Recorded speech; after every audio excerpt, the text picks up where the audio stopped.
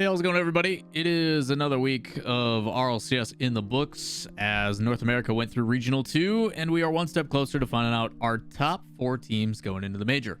Lawler, the one who's going to be leading you through the charge, as always. Appreciate you guys being here. Make sure to like, subscribe, turn on notifications, sub, all that fun stuff, as is greatly appreciated. We've got our top 16 as displays and some fun storylines coming in. We had 5 new teams and a bunch of new rosters.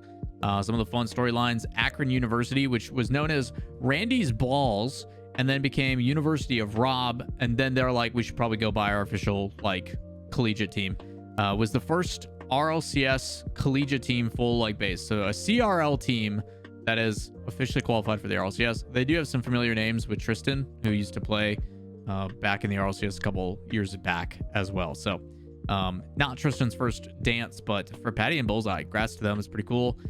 We've also seen Omelet finally qualify. That was great. Incorrect with Angel Tool and Flitz bounces back. Leftovers with Cam and the boys. They were super close last time. Did manage to make it back and qualify. And then G Buffo, a team that's been kind of hovering in that 17 to 24 area, doing the same. So some new faces, which is pretty cool. Some big upsets as well that messed up the seeding, which is always exciting. And kind of the narratives of, are the top teams going to continue to be at the top? Are we going to see some new teams punch into the top 4? All of that and more answered for us. So we go to the first round of Swiss. Pretty straightforward, I would say. The difference, though, is Genji does concede to M80. M80 continues with Jorias to be the Swiss merchants, where they do no wrong in Swiss. They continue to dominate. But do they play in bracket well? We'll find out in a bit. Other exciting things, NRG, we talked about it last week as well, decided to make a roster change. They decided to bench Toasty and use their sub, the retired Drees, and decided to play him. And it went pretty well. They made top 8, only conceding their first game against M80. So NRG deciding to make a change last second, a little bit of chaotic, paid off. Outside of that, I think things pretty much as expected. Luminosity continues to give us the full 5 matches, which is great because their team stream is arguably the best in the RLCS. So we get to see Spaceman and Corelli and the Fraudmobile and everything else as much as possible, which is great. The wins that they do have are convincing, but to see them get swept by Energy was pretty surprising. Space Station continues to solidify themselves as a team that is without a doubt a top 8. OG does bounce back. They lose to Gen G and then get swept by Deleted XD. 1-goal games across the board, super close series. And then they find a way to hold on and go perfect the rest of the day. They got their wake-up call and were like, I'm not leaving. I am here to stay. They sweep the rest of the way through. They're very happy about that. Some surprises. Dignitas, after a top 4 performance, does not make it. But Pirates on a Boat does. We love that. Shout out to Pirates on a Boat. Achieves and the boys. Achieves killer interview. If you guys didn't see it in the show, recommend going and watch that. But outside of that, Deleted continues to hurt my heart, where they lose games they shouldn't and fall flat. It's very depressing. But I would say outside of Dignitas dropping, things about as expected. TSM has proven that they've had some struggles in the main event times, and glad to see Omelet, who everybody expected to be there, still put up a pretty good fight and go to the 2-3 round or the 2-2 round, where they had a chance to make top 8. So I think there's a group that's kind of in this range, and like the 7 to 12 that is like, hey, this could go either way. But yeah, it's been pretty entertaining to see. But outside of that, the only big surprise is, I think, NRG. A lot of people knew they were capable of that top 10. I think I ranked them in the top 8 potentials, but more in the like 12 to 16 range more frequently, or 12 to 14 range, I would say. But yeah, Dignitas being knocked out. Glad to see OG bounce back. And then Pirates on a Boat staying solidified. So good things all around there. That does give us our top 8 after matches. As you can see, if I zoom in, hopefully this shows a little bit better for y'all. It does not. We'll do it this way. So we're going to kind of have to jump the gun because it displays all at once.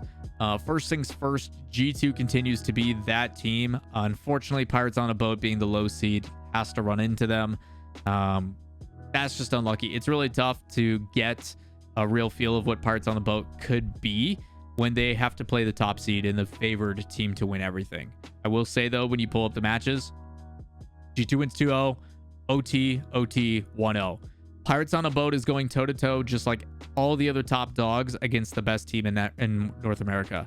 It's a very good sign for Pirates on a Boat. It's a very solid team. I like what they're doing. I'm glad to see the Andy resurgence and stuff, but G2 is just proving that, hey, we've got everything we need to be successful. Ton of mechanics, ton of movement, ton of foundational play that, quite honestly, beats a lot of teams. Outside of that, Gen G, which has been kind of an up and down, because of their 3-1 result, they do end up dropping down, which means that they can run into G2 in the further rounds, which they do end up doing. But before they do that, they have to go through Space Station. Space Station puts up a pretty good fight, actually. A lot of overtimes, a lot of close games. But Gen G, I think, does eventually figure it out against them. I think Chicago's been finally making his mark. Overall, it's usually the LJ Hoxer show, but Chicago, I think, had a pretty big performance this past weekend. I think he did a pretty good job, but Gen G's just too much. Outside of that, M80 continues, as we talk about, great in Swiss, but when it comes into the big matches, they fall apart. We finally started to see what we knew it was capable of OG in this one, where offense would play, let's say what it is, Friday. They got hard carried by JNAPS. JNAPS played out of his mind during Swiss, and then we finally got to see Nolly and them step up and make a bigger difference. But I don't know what it is with M80. They tend to fall apart in the big moments. I know JC's in chat. Maybe he can, shed some light on it. But yeah, M80, I don't know if it's a pressure thing with Jorias or what's going on, but they just do not look the same when it comes into playoffs. OG, good job, though. Way to clear it out. They have struggled, I think, primarily on offense. We did see a lot of overlaps and bumps and demos. Com had a much better performance as well. Team effort here to get this one going, but a lot of it was Nolly's efforts. And then LG, the team that we've considered top 4, finally proven their worth. They go up against Energy and make them look silly. This was a very one-sided affair. LG scored when they wanted. They opened up the field. They demoed a lot. You could tell that Energy was a little bit frazzled in this one, and Cheese continues to be that guy, even with his crazy-looking Fennec. LG looked really, really good in quarterfinals. They basically speedran this day. We then get into Championship Sunday. It starts off with Luminosity and OG, and LG proves that, hey, it's not your turn yet, OG. I'm glad you guys bounced back, but it is not your turn. 2 overtimes. Both teams end up getting one, but that's the only game that OG gets, which is after a overtime. I'm surprised Torment decided to call a timeout so late. Maybe he felt it was closer, because you're talking 1-goal game, 1-goal game, 1-goal game, 1-goal game. Outside of that, it's very close. So do you call a timeout here to stop the momentum so you're not facing triple reverse match point? Or I think you call a timeout a little bit earlier here to try to stop that momentum. But again, either way, they do adjust. Eventually, LG, very disruptive, very aggressive. They want to play their play style, and it works out well. On the other side, you got G2 and Gen G. G2 just proving they're the better team right now. Nothing against Gen G. They did keep it close. 1-goal games in overtime. You're talking out of the 5 games, 3 of them were 1-goal games. So again, you talk about maybe we score one last goal, ties it up, we go into overtime, maybe it goes in our favor again. These games are a lot closer than they look. I will say G2 positionally and offensive side, if you go look at kind of like the field domination stats, they are suffocating teams. G2's offense is terrifying. I think stats wise, they're averaging 8 to 10 shots a game. And that's just to be under that kind of pressure and stuff. Gen G does a good job of, slowing the pace, trapping the ball, going for an air dribble to alleviate some of that pressure to go and get boost. But G2 just doesn't quit. It's just one solo play after another. And then when you think it's a solo play, they turn it into an infield pass that one of the players, doesn't matter who's going to slot it. I will say, though, in the grand finals, there was some sloppiness from both sides. There was a point where there was a quadruple whiff and stuff. There's some weirdness, but G2 definitely proved they're the better team.